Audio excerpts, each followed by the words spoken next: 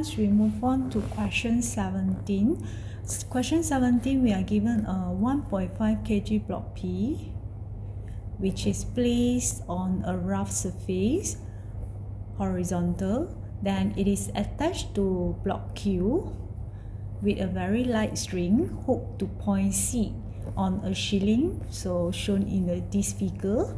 So the weight of block Q is slowly increased to a maximum value of 5 Newton before the block P start to slide.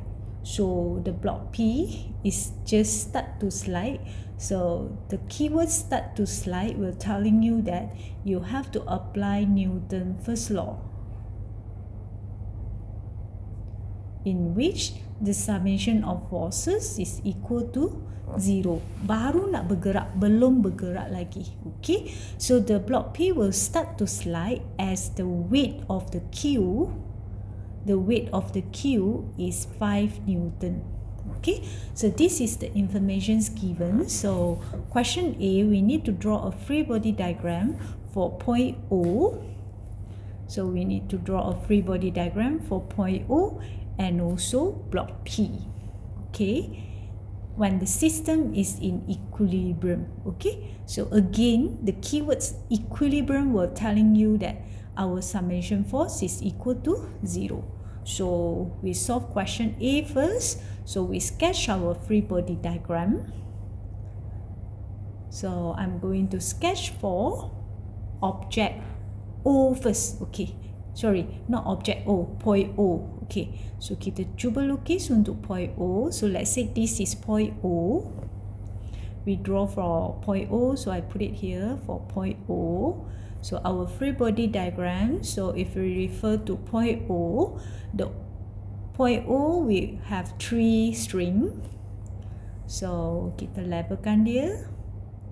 This is the first tension. I label it at TC because it's connected to point C. So this tension is inclined at an angle 30 degree. Then beside that, you can see obviously downwards dekat point O ni, we feel the weight 5 Newton. We have weight 5 Newton. So dekat bahagian ni, straight downwards, so the string will feel the weight of object Q, whereby the value is 5 Newton. Okay, and then at the same time, O also attached to P secara horizontal dekat sini. So we have tension TP lah. Kita label dia T subscript P sebab itu adalah string that attached to object P. So this is the free body diagram for point O. Then we need to draw the free body diagram for block P. So I put it here, block P. So for block P, so block P is put on this rough surface. Then the block P have mass, so we have weight downwards. So represent block P with a dot. So we have straight downwards is the weight for block P. Then you will find out that the block P is attached to a string on the right hand side. So leftward we have the tension. So this tension is TP. I label it as TP lah kan. Okay. Then we put it on surface, so it should have normal MP. And then class K. This surface is rough. This surface is rough. So it was telling us that there is a static friction force acting on block P. So static friction tu arah dia ke mana, kita kena fikirkan. So kalau kita perhatikan, if the block P is moving, then it will move rightward. Sebab Q ni akan ke bawah. So block P ni akan move rightward, ke kanan. Jadi friction kita mesti acting opposite to the motion. So our static friction will oppose the motion. So our static friction will be leftward, ke sebelah kiri. Okay, so I have my static friction towards left, Fs. Okay, so this is the force acting on block P. So this is the force acting on block P. Okay, so this is the free body diagram. So we have done question A. Then we move on to question B. Question B, we want to calculate the coefficient of static frictions between block P and the rough surface. So we want to find what is the coefficient of static friction between the rough surface and block P. Between the rough surface and block P. So we know that the coefficient of static friction can relate with the static friction force and also the normal force that acting on block P, whereby the coefficient of static friction will be the friction force acting on block P divided by the normal force of block P. Datang dari formula ni. Fs adalah mu S N. Okay, so in other words, in order to solve this question, we need to determine the static friction force. Then we need to know about the normal force acting on block P. Kita kena tahu dua nilai ni. So kita tahu dua nilai ni, then kita boleh cari coefficient of static frictions. So macam mana nak cari dua nilai forces ni? Dan we are going to apply Newton's law. But before we apply Newton's law, we have to follow the step lah. We already draw the free body diagram, so now we have to put our axis and we have to resolve the forces. Okay, so this is our free body diagram. But then class, I cannot put the axis and resolve the forces on my free body diagram because my free body diagram is my answer for question A. Okay, the free body diagram I draw here is the answer for question A. So saya tak boleh lah conteng jawapan saya. Jadi apa saya perlu buat? Saya kena redraw, okay, in order to answer question B. Okay, so I redraw. So this is our free body diagram just now. TC. Then we have weight Q 5 Newton. Then we have TP here. Okay. Then kita ada satu lagi free body diagram tadi.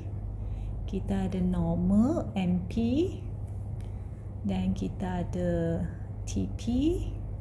Kita ada static frictions. Dan kita ada weight P. Alright. So in order to find for the coefficient, I need to determine the normal force acting on object P and also the static friction. So the second step, I have to put my axis, then I have to do resolving. So I put my axis. This is my axis X. This is axis Y. So same go for this one. This is X. This is Y. So after you put your axis, you can see obviously the only force that we need to resolve is TC. So we need to resolve the TC into component X and also component Y. So this component Y is equivalent to this one lah. So since the angle given is 30 degree, so it means that we are going to have here TC cos 30 and here we have TC sin 30. Okay, so the other forces, the rest of the forces we no need to resolve because it's already lie on x-axis and also y-axis. As you can see, TP is lie on x-axis, WQ is lie on y-axis. Same go for another free body diagram. Okay, all is already lie on x and y axis, and then we can start to write our Newton's law in order to solve the question. So maybe we can try to find for the normal force acting on point P dulu. So kita consider paksi y ni. So we consider this y axis.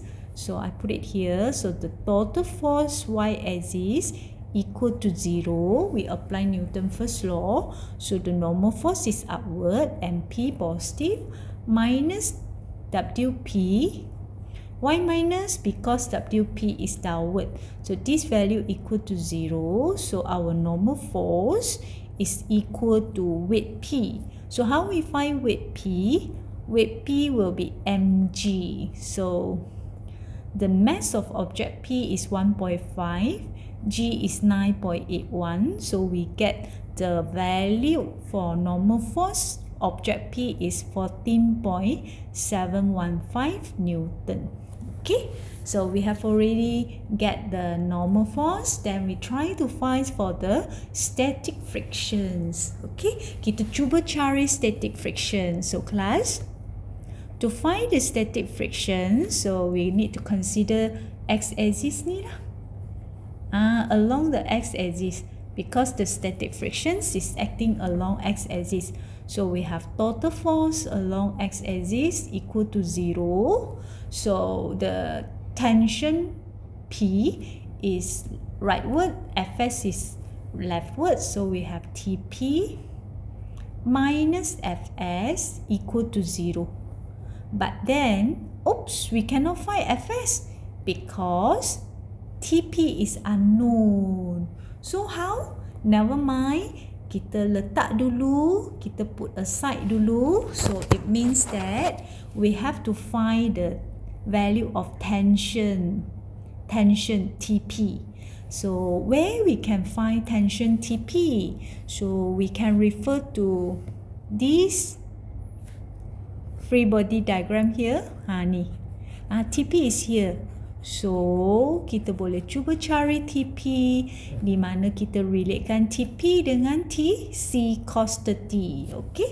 So, kita buat lagi. Kita tinggalkan dulu sekejap yang ni. Kita buat dulu another equations. Total force x-axis equal to 0 by refer to the point O. By refer to point O. By refer to point O, total force equal to 0. So, kita boleh nampak TC cos 30 minus TP equal to 0. So, the TP, the tension P, will be TC cos 30. Oh, oops. Once again, you cannot solve the TP because the tension C is unknown. So how? So kita cuba tengok tension C kat mana. Mana ada tension C lagi? Y-axis. Tengok Y-axis ni. Dekat Y-axis kita ada TC sin 30 dan kita ada 5 Newton. So kita refer to Y-axis. Total force y-axis equal to 0. So, kita ada TC sin 30 minus 5 Newton equal to 0. So, kita boleh cari TC. So, TC will be 5 divided by sin 30. Okay, so you can pause the video, you can do the calculations. So if you calculate correctly, you will get the TC is 10 Newton. Class dah dapat TC, bolehlah kita letak balik kat sini. Kita ganti balik kat sini. So kita boleh kira TP. So we have 10 cos 30. Then we can find our tension P. So the tension P will be 8.66 Newton. So after you get the tension C, tension P, apa you buat? Kita ganti balik lah. Ganti balik kat mana? Ganti balik kat sini. So kita boleh dapat static friction. So the static friction will be equal to TP. So we understood static friction is 8.66 Newton. So class, we already get the value for Fs. Then we know the MP. So we can find for the coefficient. Sebab kita kata coefficient adalah static friction divide by the normal force, right? So kita boleh selesaikan soalan. Maka the coefficient of static friction will be Fs over normal force that act on object P. So we will have friction 8.66 divided by the normal force 14.715. So we get the coefficient will be around 0.5885. So it's around 0.59. Okay, then we solve question 17. So class, ingat, kalaulah masa you kira sesuatu, ada nilai yang tidak tahu menghalang anda membuat penyelesaian, dan you cari dulu nilai yang anda tak tahu. Nanti you ganti balik. Okay? Then you boleh selesaikan soalan tu. Alright? Then this is the solution for question 17.